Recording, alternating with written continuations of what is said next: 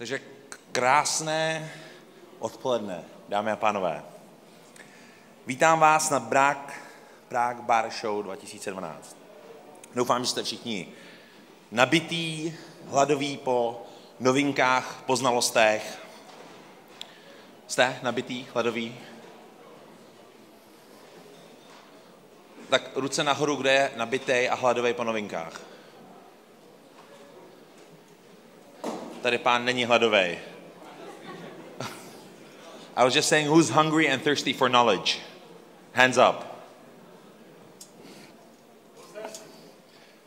Kdo má žízeň? Vy jste ty upřímní.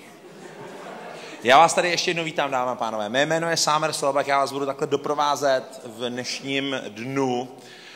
Budu vždycky vítat a uvádět naše hosty, takže nebojte se, není to o mně, je to tady o našich hostech a o vás. A na začátek bych rád jenom zmínil pár drobností. Prague Bar Show už se tentokrát koná podruhé. Po loňském úspěšném ročníku jsme se rozhodli posunout hranice zase o kousek dál. Zase nějaké další novinky, zase nějaké nové informace, nový program jsme si pro vás připravili. A samozřejmě i nějaké nové distributory jsou tady dneska.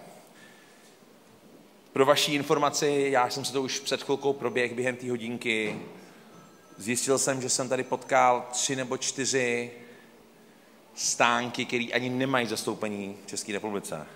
Což musím říct, že je obrovský úspěch. K tomu, co se dneska tady bude odehrávat, ty naše prezentace, tak najdete 3 místa, kde se to bude odehrávat. Teďka se nacházíme v hlavním sálu. Mám mluvit pomaleji, Alexi, pro tebe? V pohodě. Teď se nacházíme v hlavním sálu. Když půjdete po schodech dolů, kolem šatny doprava, tak tam se nachází Bar Life Akademie. Tam budou naše druhé přednášky. Je to ten rok vymyšlený tak, že když tady něco skončí, tak tam to bude začínat. K tomu máme Maestros Roneros Bar, kde se budou představovat různé značky rumu. A to je, když vyjdete ven přes nádvoří do klembových salonků, které jsou potom po schodech dolů, tak tam podle harmonogramu, který teďka vidíte za mnou, tak tam se budou odehrávat různé přednášky rumu. Někteří z vás už asi teďka měli možnost mít první impuls od samotného Ina Birella, který tam představoval ten bar a něco o něm vyprávěl.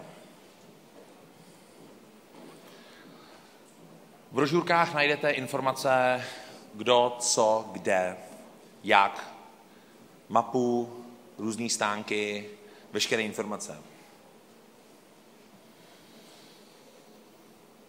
Pro tyto brožury si můžete dojít buď to do infocentra, který je hned tady za dveřma, a nebo infocentrum, který jste potkali při vstupu.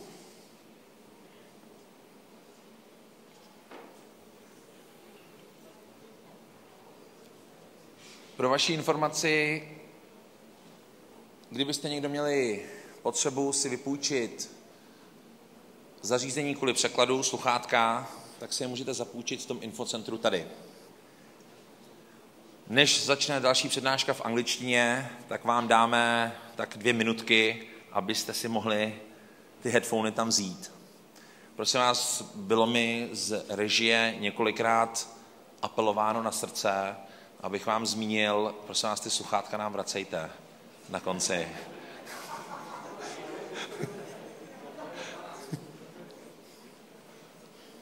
Jo, Karle, ty počálky, jo.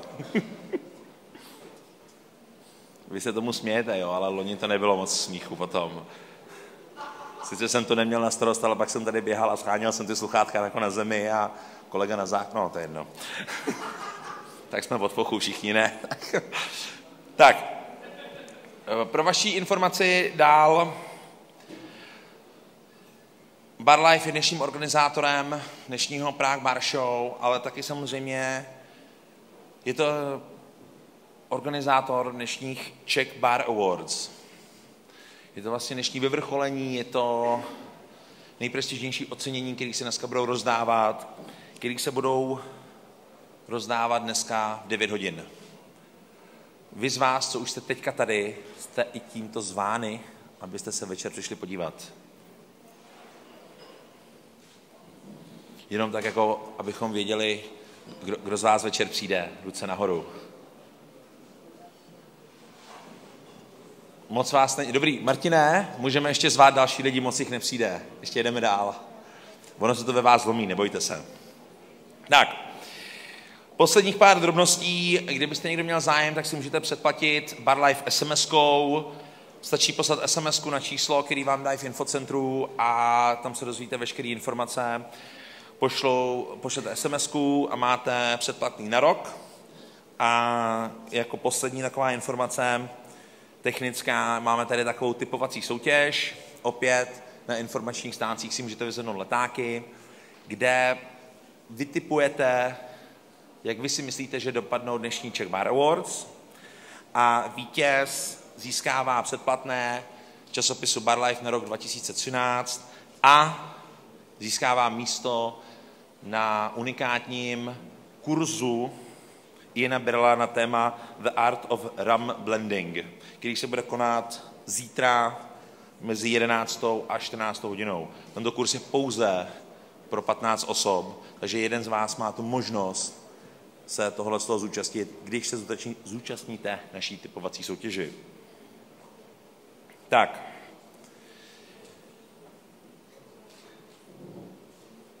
Na nádvoří najdete něco k jídlu, to si myslím, že budu opakovat několikrát dneska.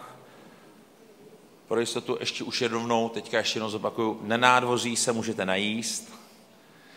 Viděl jsem tam stánek TGI Fridays, dělají tam výborný burgery z loňského roku, můžu zle doporučit.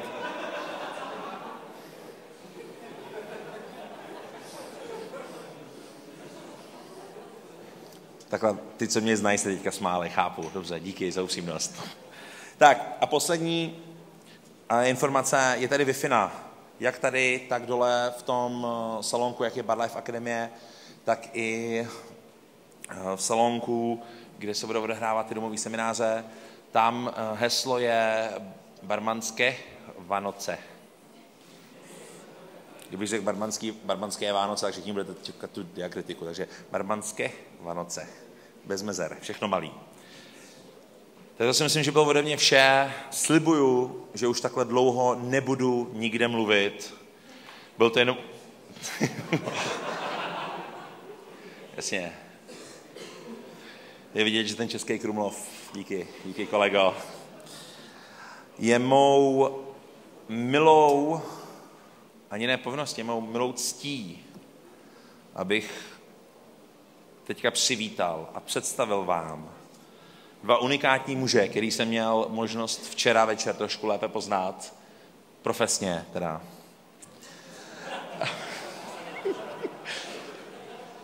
Ještě, že to nemáš zapnutý, já jsem tě slyšel, ale ještě, že to nemáš zapnutý. Dáme pánové, první přednáška dnešního dne na téma GENEVER od léku po stimulantu. Teď.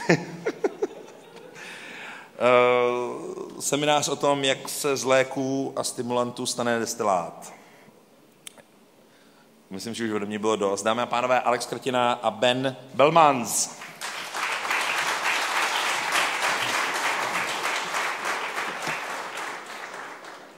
One, two. Can everybody hear me? Ladies and gentlemen, what a great pleasure to be here with all of you at Prague Bar Show. It's fantastic for us to be here. My name is Alexe Kratěny. I work at Artisanat Langham, and I have the incredible pleasure of introducing Ben Belmans, dear friend of mine, an amazing bartender, and first of all, amazing person. Ben lives in Belgium. I live in London. We both love Geneva, and that's the main reason why we are all here, to share our passion about Geneva. We are a good duo, I think, because Ben knows a lot and I drink a lot. So what we're going to do, we have 44 minutes and 19 seconds, which is not much time. We've been kind of stupid to choose kind of the most complicated spirit category and try to cover it in 44 minutes. The good news, however, is that we're going to put within a week everything on the slideshare.org. So you can download the presentation there. There's a lot of information in the notes. There's a lot of historical research. And that should be very helpful for you. What we're also going to do, we're going to do a little tasting. And because we want you really to get passionate about Geneva and to understand it, we're going to be sending you samples, and you're going to be tasting them blind. And at the end of the presentation, we're going to reveal what it is. One of those samples has actually been made by a friend of us, only and exclusively for Prague Bar Show. So after we drink it together today here, that's it. So we have, this is a surprise, and also we're going to make you a punch. And I believe it would be a good start with the history and then move on with the production. How are you feeling about that, Ben? Great idea. Thank you, Alex. And can I maybe also say that I'm very honored to be here at the Prague Bar Show, sharing my passion for Geneva with you. But shall we start? Yeah, so we're going to tell you everything. We not only have the surprise for you, but we're also going to explain that it wasn't a small whiskey company from Scotland which came up first with the square bottles, but it was actually Geneva. Geneva also has been pretty sure, the first spirit which became a social drink rather than a medicine. And to go to the history, we need to start with the origins. Junipers, a juniper tree, derived from Latin, junio and parere. Ben, tell us about this. Junio and parere. You're the expert in Latin. No, so the name Geneva, where gin later comes from the Latin word juniperus. Juniperus comes from junior and parere, but it means basically juniper tree. It's the national spirit of the Low Countries, as we will see later on. Low Countries, this is Belgium and the Netherlands. We have a history, a fabulous history of more than 800 years. It was probably the first social drink, which is very important. And well, all the rest we will tell you in a second. Yeah. Juniper or Geneva has since ever been connected with the medicine. And that's why we enhanced the junio and parere. Junio means young and parere producing. So it was youth producing or evergreen. And this is the real beginning, a medicine. This is the Benelux. Geneva, however, can be produced on the outskirts of Benelux as well. We're going to cover that in the production part. And it's time to talk about Bruges. Yeah. Ladies and gentlemen, Bruges, previous picture. The beautiful medieval city of Bruges was the most important city in the 13th, 14th century.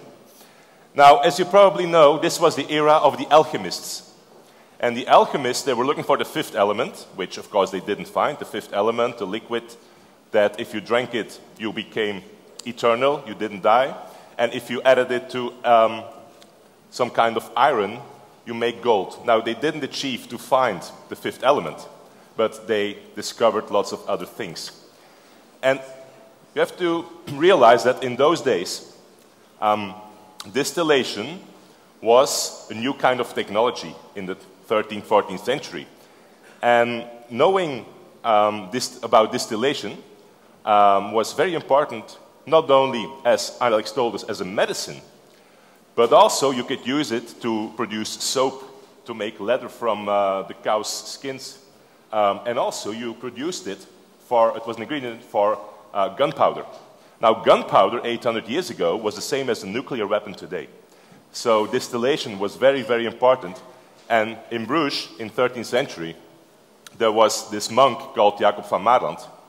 And he writes in 1269, the first time in Flemish language, about the beneficial effects of juniper berry cooked in wine. Because Bruges, as an important city, was the center of the world, of the Western world, for spices. So they had the monks who know about distilling, and they had the spices to work with. And this is the statue of Van Maarland in Damme, which is close to Bruges, which is the port. Now, when we go further, we know that Jacob van Maarland must written everything we know also that he written it in rhyme. It was 3,000 pages, encyclopedia about European fauna and flora. And if you have the time to write something that long, all in rhyme, we are definitely sure that Jakob didn't have a girlfriend. Let's jump to the 14th century, all the plague, which killed pretty much half of the European population. And we must mention the guy from Alter. Tell us about Jan. Well, Jan van Alter, we know that in 1351, which is the last year of the plague. You know, when the plague came, at that time, the world population was about 350 million. And it killed almost half of it, which is enormously. It killed more than 100 million people. So people needed new medicines. And somehow they were assured that juniper berry would prevent them against the plague. Now, like 20, 30 years ago, scientists proved that it was indeed effective against the plague. And Van Alter in 1351, he copies an older recipe in Flemish dialect about how to distill, and also he says how to use the distillate. And it was mainly used as a bitters. Now, there's also one other funny story. There was this king in that era, and he got the plague, and they wrapped him in the linen cloth. And the linen cloth was well, it was put before into a distillate. So the Duke, he was into this linen cloth with all these alcohol, and then his servant in the evening came by with a torch to see whether he was doing better. Now, of course, the linen cloth got flames, and it ended up in a little barbecue. But we don't have much time to explain all those stories. But Van Alter, he also describes that if you took a lot of the medicine, you get in another state of mind. So, which something we'll experience almost daily, maybe. But it is probably, in 1351, the oldest reference to a spirit as a social drink. People not only took it as a medicine, but also took it for pleasure. 14th century then, we know in 1380, there's been 9,500,000 liters of wine shipped from Cognac region, from what we know now as a Cognac region.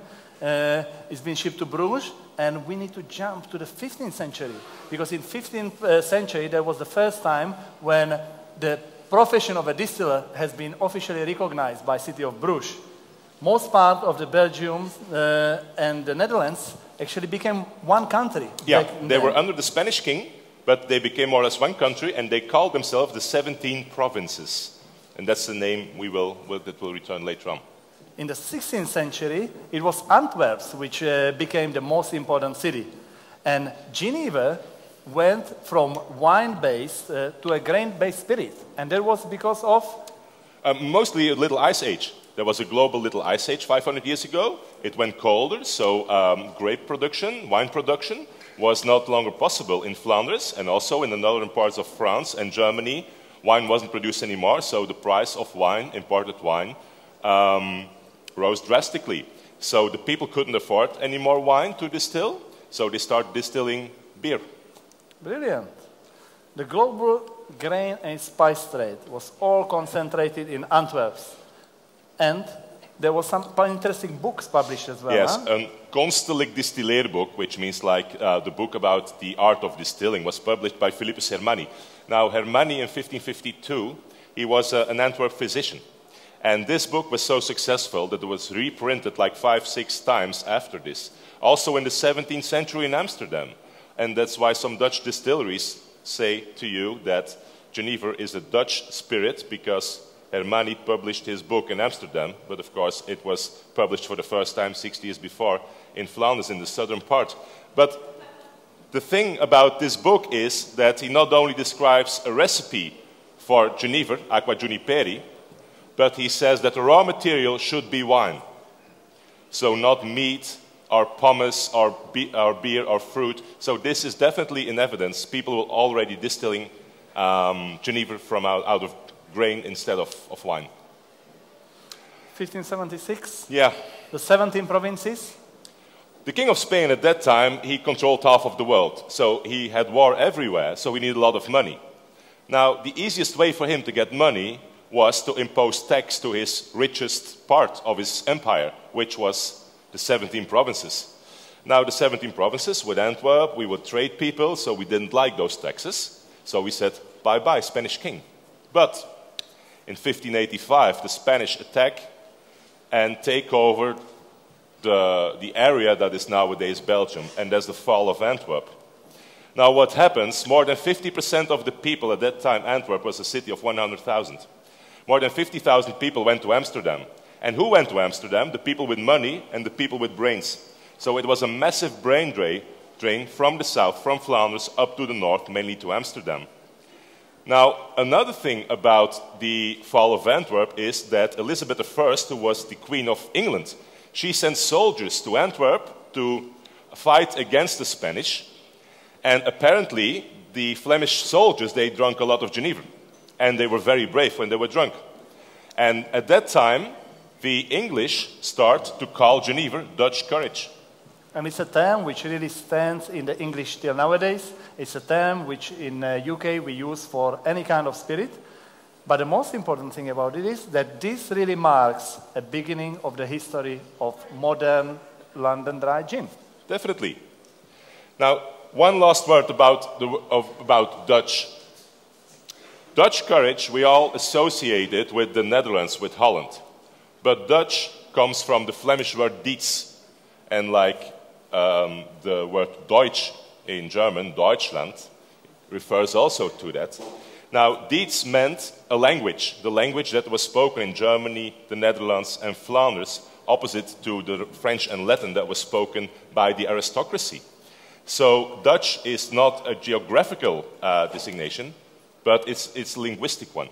So when the English meant Dutch courage, they didn't mean the spirit from the Netherlands. No, they meant the spirit from the area which included Flanders and the Netherlands. And that's why the confusion began that Genever is exclusively Dutch. Because it is not. And that's why we're here today. 17th century, there was the golden era of Amsterdam, massive distilleries, a lot of trade, and a lot of interest. Production was concentrated in the big cities, in ports like Amsterdam. In Belgium, however, you got in a bit of trouble then, and you get almost 100 years of prohibition. Yeah. So from 1601 to 1700s, there was prohibition in Belgium, and it kind of fucked you up a little bit. In the 19th century, the real center of Genever production was Schiedam. Schiedam is literally located on the outskirts of Rotterdam, because back in the days, Schiedam would be the big city, and the Rotterdam would be the villages around, which has changed, obviously, till nowadays. Schiedam was amazing, produced a lot of Genever. They shipped Genever all around the world, but they've been a little bit like Irish. They've been too much stuck in the traditional methods of distillation, and that's pretty much what killed the business later on, because they didn't want to innovate, and they didn't want to go for one important thing, and that was the continual distilling. Yeah. Now, most of you, when you read like English books about distillation and spirits, you all come across the name of Aeneas Coffey and John Steen, the guys who invented the column still. Our Coffey patented it in 1830. But we had this French guy called Cellier Blumenthal who lived in Brussels, and he patents his first column still in 1813. So that meant that Belgian Genever industry by that time started working with column stills very early, and so there was a massive industrialization of that Genever business with lots of neutral alcohol to be blended with the original malt wine. And that was one of the reasons why the Belgian people just became so successful, because they've been open to new ideas, and they knew that they had a prohibition before that. So they needed to really push it. In the 20th century, however, we've seen a big decline. Definitely. Definitely. In Holland, export of Schiedam went down completely. When you write in by Wondrich, he writes that until 1880, like 80% of the important gin to the States was Genever. But after 1880, London Dry takes over. Champagne, for instance, becomes more dry. So Genever in the Netherlands in the 20th century is basically for the local market, and we see a decline of consumption throughout the century with 33%. But in Belgium, we kept on doing very good export until the First World War. And then our German neighbors came to visit us, and they just stole all our copper pot stills, and they melted it for their weapons. Do you have any Germans in here? Good. No. And then after the First World War, in 1919, we had a second prohibition in Belgium, which lasted 65 years. So that meant that only a few distillers survived. And when you see consumption throughout the century, it declined in Belgium with 75%. Oof, a lot of trouble. Lucky enough that we are already 21st century. Yeah. Because in 2008, we all got a little bit lucky. GENEVER finally has been recognized as an independent spirit, and it got protected by European Commodity Act 110/2008, and it kind of helped to get back on track, because GENEVER really is, and we will explain that now in the following slides, it is one of the spirit categories which we've forgotten about. So every time, guys, you think about your vodka, you think about your rum, your whiskeys, your tequilas, there's the GENEVER, which is proudly and fairly enough sitting next to those categories. So, definitely. Let's move on. Well, in Holland, in both countries, in Holland and the Netherlands, you see that each year consumption of GENEVER in the home markets go down by 6 to 8%. In Belgium, distillers, they don't care, and they just keep on doing what they're doing, going down. But in Holland, luckily, and we're happy to show you a few examples of it, they start making what I call the 17 Provincie GENEVER, the 17 provinces GENEVER. You can compare it a bit with new Western dry gin, the new style of gin with other botanicals, etc., etc. So what do? They make a new style of GENEVER, basically based upon all the recipes with better quality mouthwine, more mouthwine, creativity in botanicals, etc. So what GENEVER really is, or what juniper spirits really are, well, juniper spirits, in general, it needs to be some kind of alcohol based on ethyl alcohol of agricultural origin. It needs to be flavored with juniper berry. It doesn't need to be a really dominant flavor. However, it should be present in there. It's always going to be distilled up to 30%, or minimum of 30%, I should say. And other natural flavorings or nature-similar flavorings are permitted. Yeah. We're covering by basically this stuff like Borovička, which dates all the way to 14th century, and many other spirits, because juniper has been all around Europe.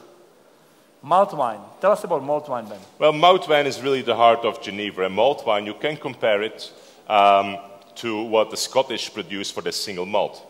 Only a single malt is malted barley distilled in a copper pot still, whereas malt wine is malted barley with other cereals, like rye, basically unmalted barley, wheat, corn, all distilled in a copper pot still.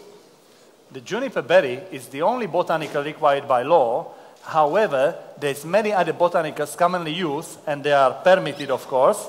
The only difference from London Dry and the GENEVER would be that the botanicals of GENEVERs, they would always be cold compounded. So GENEVER, the production is split into the parts. You make your malt wine, you make your botanical distillates, you might make your natural spirit if you wanted to, and you have the water. Then you all put it together, rather than chucking everything in one big pot and distilling it all together. Alex, I think you need a drink. Oh my God, fantastic. Cheers. So, salute. GENEVER is protected name by EU. We should really spread it to US, but at the moment, it should only be produced in Belgium, in Netherlands, in two parts of France, which is Department North and Department Pas-de-Calais, and also in Germany, which is Lower Rhine and Northern Saxony. This is good stuff. How are you feeling about the GENEVER, guys? Anybody likes it? Good. It's amazing how many people actually came to see a talk about GENEVER. Yeah. I thought it's going to be Ben and myself and the guys from the media crew. I'm impressed. I'm impressed. But we have some other styles, and it depends on the areas, on the way it is made. Yeah. So Grand GENEVER, that's always going to be 100% grain. We have young and older GENEVER, which doesn't actually refer to aging, but it refers to the style. The older style, the old style, would always have high percentage of the malt wine, of that malted barley, other grains, botanicals really distilled with the juniper berries. and the young one would have very low percentage. That's a style which came later. Yeah, that's the style which came after the Second World War, as you all know. After the Second World War, vodka became a very hot spirit in the States and the rest of the world. The light style of rums, like Bacardi, became very famous. And so the Geneva producers started to make a vodka-like, or a spirit with not a lot of flavor, just to compete with it. But we also have Hasselt, Belgamis, Geneva, all the others. So is this like a regional start blend? This is regional, yeah. For instance, Hasselt Geneva, the batch for the malt wine has to consist of malted barley, unmalted barley, and rye, and they have to age for 6 months. So there are some subdivisions which are regional as well, protected by Europe. Brilliant. Geneva production. So what we really need. First step, if I was a distiller, maybe with Ben, because he knows much more than I do, we need to make our malt wine. So we take the grains. Predominantly, we're looking to have a lot of malted barley. We're going to distill that in a copper pot still, or in the column, if we wanted to, because there is a difference between cities and farms distilling. On the other side, we need a neutral grain spirit, juniper berries, other botanicals, and water. And the combination of these 5 ingredients, the way how we blend them, the percentage of what we put inside, this will indicate our style. So what we are making. Are we making young or old Geneva? Are we making Geneva with a lot of malt wine, or are we making Geneva with very little malt wine? Are we located anywhere? Are we aging or not? So malt wine, tell us. Well, malted barley, just as I told you, with other cereals, distilled in a copper pot still, and it can be aged. Then, of course, there's a difference in malt wine productions between Belgium and the Netherlands. In Belgium, in the cities, historically, it was a double pot still distillation, like, for instance, single malt. But there was also huge distillation of Geneva in the countryside, in the farms. And they use a small column still and distill a second time in a copper pot still. This is the process you can compare with how bourbon is made. In the beer still first, which is a small column, and then in the doubler. In the Netherlands, they make Geneva in the way the Irish do their whiskey, like as in a triple pot still distillation. And yeah, this is funny, because today there are 9 distilleries in Belgium that produce malt wine, and in the Netherlands there are 4. Now, those distilleries in the Netherlands, they're very small. So like 90% of all malt wine that is used in Geneva from the Netherlands is actually being produced in the south, in Belgium, in Flanders. All the big brands, you know, like Ketel 1, Bols, Rutte, all the malt wine those guys use is being produced in Belgium. The Dutch, they are not very happy about us telling you that, no. But that's the way it is. Geneva botanicals. You're going to look at this and you realize that a lot of those botanicals are actually similar to a classic dry gin or a new Western gin, simply because grandfather of gin is really Geneva. You know, that's the stage, that's how we develop. You got stuff like juniper berry, angelica root, coriander seed for the citrusy notes, caraway, gentian, fennel, artemisia. You have some local botanicals, and Geneva producers, they are a little bit more experimental. You got stuff like seaweed, you got stuff like beer hops. Yep. All of that gets used in Geneva. So it can just demonstrate how versatile the category can be. Yep. The styles, Grand Genever, tell us. Well, 100% Genever made out of 100% grain, so no molasses in the distillation. And it's always, a younger or oud Genever is always based on Grand Genever. Then we have Corwin, which has 51% of malt wine. 38 ABV. Yeah, and it can be sweetened to 20 grams a liter. Oud Genever can also be sweetened with 20 grams a liter and has a minimum of 15% malt wine, whereas Jonge has a maximum of 15% malt wine. What we should also highlight, the Oude and Young, you can always and only use in Netherlands and in Belgium. Yeah. No anywhere else. You got fruit and dairy Genevers. Yeah, and let's not talk too much about that, because that's the local Christmas shopping. Exactly. Yeah. So we're going to skip all that. We leave the advocate for our grandmothers, and we look at the Genever. Don't laugh at our advocates, it's beautiful. 17 provinces, Geneva, that's really the point why we are here. Because we believe that it's extremely important to bring Geneva back, to get its well-deserved recognition, because it really was one of the old school spirits. Now, there's a few places we would love to recommend you in case we get you passionate to that about Geneva, or if you like that stuff. So this is like a few places you should go. You should definitely go to Dordrecht. This is a Geneva tour, which we did 3 years ago with Ben, with Philip Duff, with other guys. You should definitely go to Schiedam, to the GENEVER Museum. Amazing, beautiful. Amazing, amazing. They produce also the old Schiedam Geneva, which is one of the coolest Geneva products I ever tasted. Yeah. And it's located in a former Geneva distillery. Yeah. So you really do get to see yeah, it's still used as a distillery. Amsterdam, you should definitely go to House of Balls, not only Red Light District, as it is the case for many bartenders. Amazing as well. If you happen to be in Amsterdam, not too far from a red light district, there's a Wien and Focking, which is amazing tasting room and a distillery. So yeah, you should definitely go there. Nothing really changed inside for the last 400 years, so it's just very authentic like it was in the 1600s. And they have a huge selection of Genevers to taste. And this is exactly my point. Like, whenever you are learning about something, and if it happens to be alcohol, it's much better to drink it than actually read about it. Lucky enough, there hasn't been that many books written about Geneva. If you happen to be in the US, there's 2 places to visit, and the first of them is New York Distilling Company. The guy at the picture is a friend of ours called Alan Katz. He established his own distillery. They're making American rye. They're making 2 types of American gin. And they have a Geneva in progress. Because they cannot comply with any legislation, because there is no legislation in the US, they found with David Wondrich like an old school Geneva recipe from US, and they try to recreate that. They're aging it, they're experimenting it, so you see slowly but surely the interest is there and things are happening. So definitely visit New York Distilling Company. If you go there, they also have a bar called Shanti. It's one of the best bars in Brooklyn, so I highly recommend that. Tell us about... This is amazing. This is still a farm. Barlegem exists 150 years today.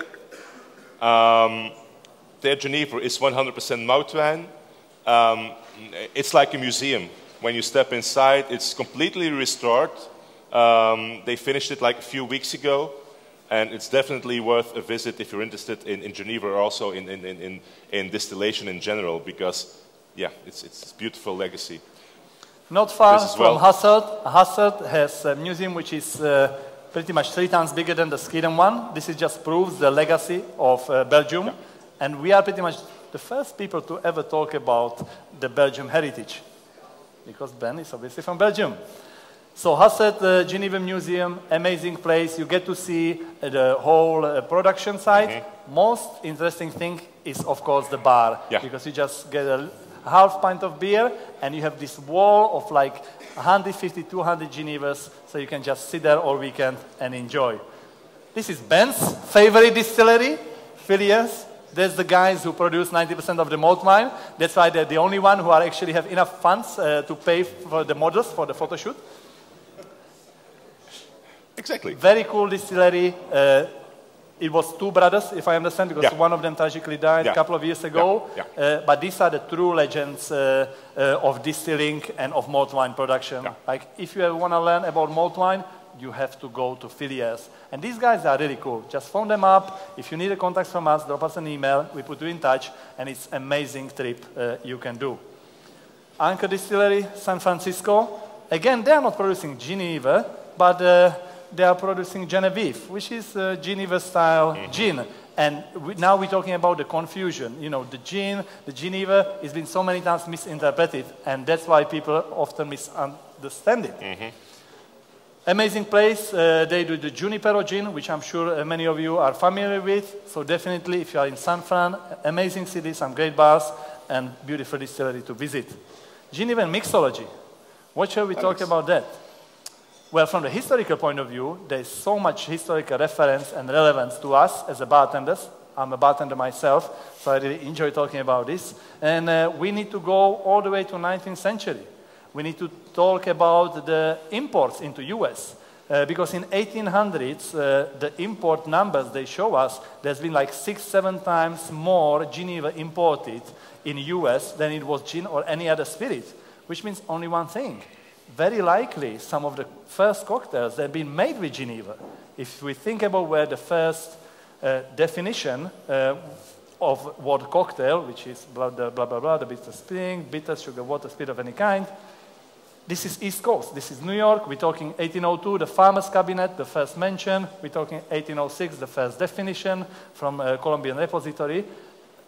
The New York, back in the days, was called Old Amsterdam. Yeah, New Amsterdam. New Amsterdam. Most of the population was Dutch. Most of the population was Dutch. They would keep the habits. They would bring the local spirits, or they would try to recreate them in a way.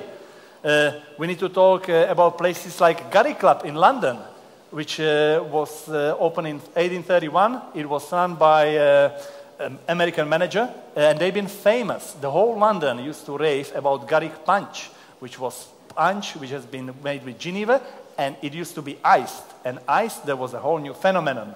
London Quarterly in 1835 written a whole half page about Garrick Club Punch. Funny enough, Garrick Club Punch exists till nowadays. We went there with a friend of mine, Wayne Collins. They didn't want to let us in. They don't want to know about the history. It's really kind of a private society, but it's fascinating that this place still exists, and it has a true place in the mixology history. We need to talk about guys like Jerry Thomas, who listed Geneva as one of the base spirits, alongside whiskey, alongside rum, alongside brandy. The Collins, the Holland House, the improved Holland gin cocktail, all of these things, they were meant to be done with Geneva. If you make a lot of these cocktails with London Dry, it doesn't work. No. Why? It's too sharp and it's too dominant. It lacks the maltiness of the roundness, of the sweetness of the malt. And that explains the next point I put down. 1895, George Capel in Holland House in New York Hotel, which was one of the big glamorous hotels, he listed several old fashions, and one of them been made with Holland gin, which was nothing but Geneva. The maltiness works amazingly well in any whiskey cocktails. Geneva in mixology, we should really mention that Geneva is a forgotten spirit category. However, it is a spirit which once conquered the world. Geneva you find anywhere around the world because it was the East India Company and many others who brought it around. What do you think is the country which drinks the most Geneva today? It's Argentina. How it got there? With India Company. Yeah. Also Canada is important, and also Ghana. And Ghana has a funny story. You know the story about Ghana? Because Ghana over there is... the Geneva in Ghana is something like Vray nephew for Ian Barrell. Because the moment a baby is born, in Ghana gets a bit of Geneva to be healthy, to send them to sleep. If you have a funeral or a wedding, you drink Geneva. Yeah. If there's a new king, they toast with Geneva. Yeah. Cool. So you did. Don't tell Ian we told you that. He's going to talk about Vray nephew for sure. Versatility, that's another amazing point in the mixology. We're always looking for a new taste profiles, for interesting taste profiles, but we're not only using the spirits as the main part, sometimes we can use them as an accent. And because Geneva has so many different styles, it can be aged, it doesn't have to be aged. There are Genevas which taste almost like vodka. There are some Genevas which are very heavy on malty notes. All this is important.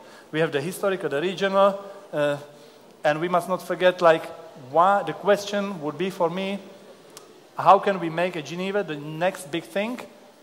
I suppose we should look at the malt whiskey, single malts, and we should have a look at the rye whiskies. 20 years ago, who used to care about single malt whiskies? Nobody.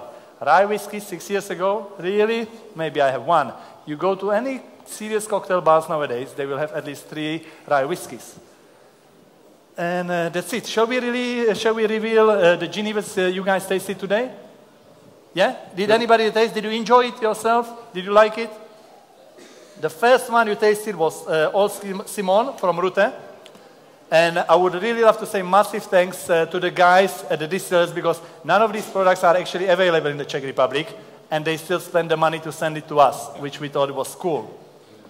Tell us about Old Simon. Well, Oude Simon is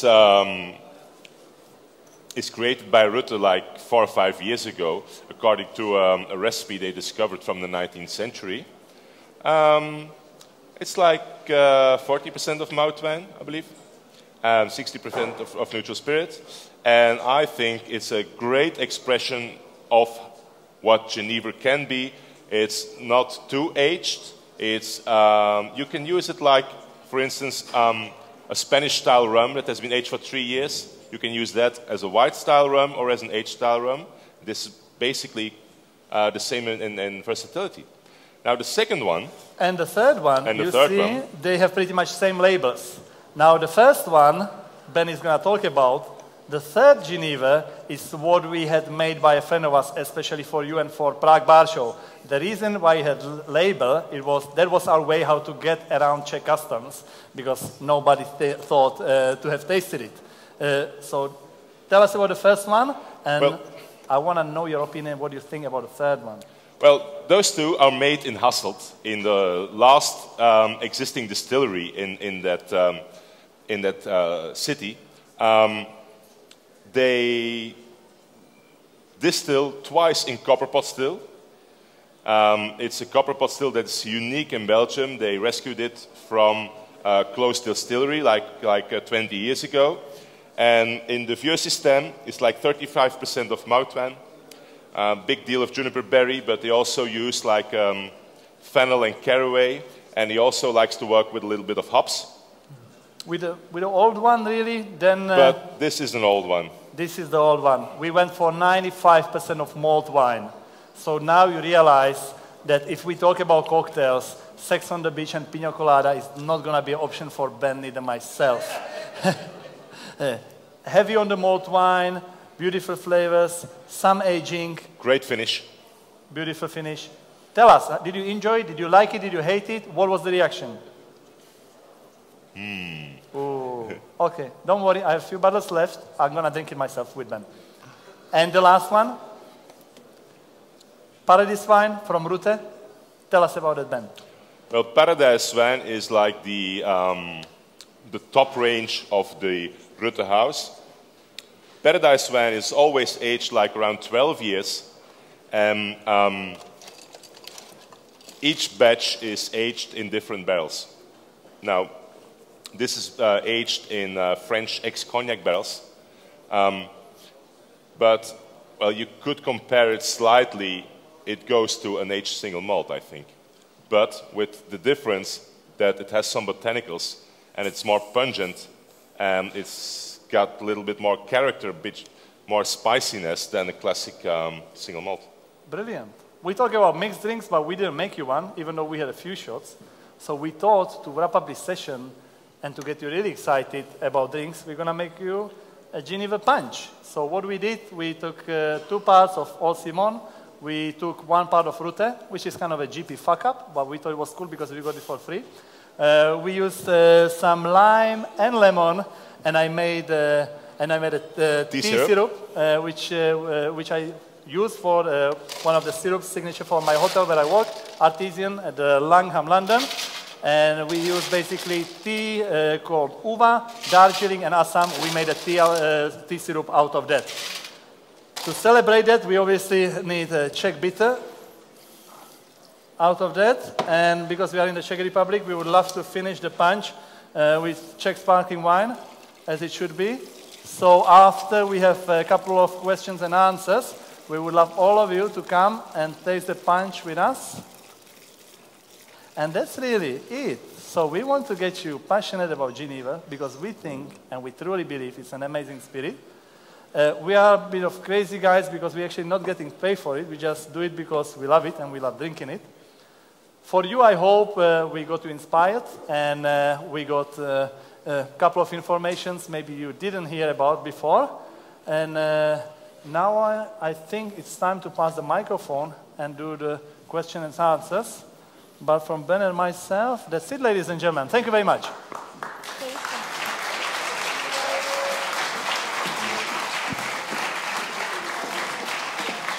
Well, thank you, Ben and Alex. Děkujeme za tu perfektní prezentaci. Dámy a pánové, teďka nastává čas na vaše otázky. Máme prostor pro tak 2, 3. Jestli máte někdo nějakou otázku, stačí zvednout ruku, hosteska s mikrofonem k vám přijde. Když tak poprosím, ptejte se v češtině, já to už tak přeložím, nebo Alex přeloží tu otázku, ať rozumí všichni. Máte někdo nějakou otázku? Tady, ano, tamhle vidím pána. Ben is single, yes, it is true. So we have a question. Mě by zajímalo, pánové, když jste odprezentovali ten třetí GENEVER, on je výrazně odlišné barvy. Dozrává ten gin? The question is, the GENEVER which we made especially for the Prague Bar Show, it has very distinctive, much more darker color. Is it aging or is it coloring? Aging. Yeah. Aging. A když jsem té otázky ještě můžu se zeptat, aby byla zcela zodpovězena. Já jsem třeba viděl v Kettle One destillery, že oni dozrávají už ty byliny, než se znova redestilují. Jak kdyby ten macerát vlastně je v sudech a pak se znova redestiluje. Jestli je to podobná metoda, anebo se dozrává teda jako hotový destilát. Is that the botanicals aged, or is it only purely aging? Aging is always malt wine. They hardly age neutral spirit, or they hardly age malt wine with botanicals. So the aging comes from the malt wine, and then they're going to blend it with neutral spirit and with distillates of juniper berry and other botanicals, which they make a bit like in absinthe. They have a very small copper kettle, and they put in the botanical and some grain alcohol, and they make like a very concentrated distillate of that botanical, and that's they're going to add afterwards. They never age botanicals. Might be a good idea to experiment with it, definitely, but basically they don't age the botanicals, only the malt wine. Tak děkuju, thank you. A nějaká další otázka? Žádná další otázka. Tady, ano, one more question. You guys must have explained it really well. Oh my God. No questions. Dobrý odpoledne. Já se chci zeptat jenom historicky, když máme gin a GENEVER, proč dneska je prostě ten gin víc profláknutý? Why historically the gin became the big thing while GENEVER disappeared? Very simple. It's about history and it's about power and money. Until the 16th century, the power in the Western world was concentrated for a big deal in the Low Countries until the 17th century, and Bruges, Antwerp, Amsterdam. But afterwards, the English took over the world and colonized India and colonized the West Indies, the Caribbean. So they spread their local distillate, which was not anymore GENEVER, but they called it gin. So it's not about 300 years ago, it's not like there was a bartender in Barbados who told like, well, I need another bottle of GENEVER. Let's book it on the internet. No, it was just when you were the strongest, when you were, well, a power like United Kingdom 200 years ago, and you controlled 50% of the world, then you just distributed your spirit in 50% of the world. The irony of that is that the first people who did it was Dutch, and they went all around the world because they controlled it, and they brought GENEVER everywhere they went. That's why you have GENEVER in Canada, in Argentina, in Africa. What happened after that? The English, they just seen it. They've been distributing gin. Yeah, that's why you had stuff like Gimlet coming, and after that they did the rum ratios because it was cheaper to buy rum. Yeah. Okay. Tak dámy a pánové, Alex a Ben. Thank you. Thank you for your time, for your presentation, guys.